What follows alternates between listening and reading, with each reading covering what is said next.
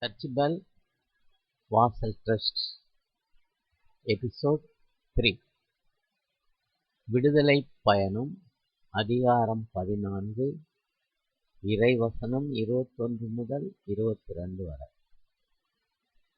கடவுளின் வல்ல செயல். விவிலியக் கதை.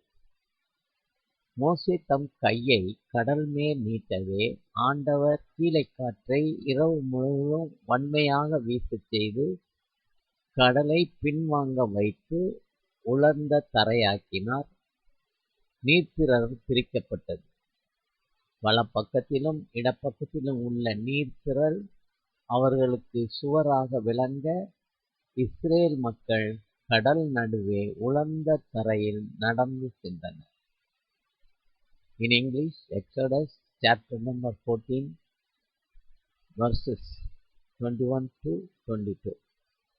Then Moses stretched out his hands over the sea, and all that night the Lord drove the sea back with a strong east wind, and turned it into dry land.